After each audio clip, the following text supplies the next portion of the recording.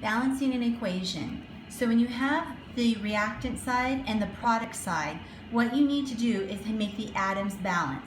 So what I like to do is put reactants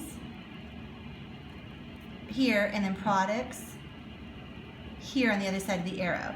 So let's write down all your reactants. That's iron, and we have oxygen. I'm going to leave a space in between.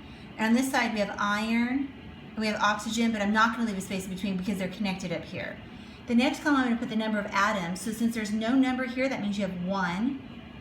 And there's 2 here, so that means you have 2 atoms here. On this side, for iron, you have 2 irons, and you have 3 oxygens. So now we're going to balance them. Iron, you have 1 on this side, but you have 2 on this side, so I'm going to multiply this side by 2. On oxygen, I have 2 on this side, and I have 3 on this side, so that doesn't match. So I'm going to have to multiply this side by 3, and I have to multiply this side by 2. But when I multiply this side by 2, I have to multiply them both by 2 because they're connected. So now you have 4 here, and you have 6 here. So now my oxygens line up, but my irons don't anymore.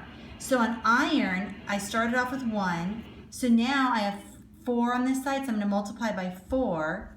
So 1 times 4 is 4. So now I have 4 irons, 6 oxygens, 6 oxygens.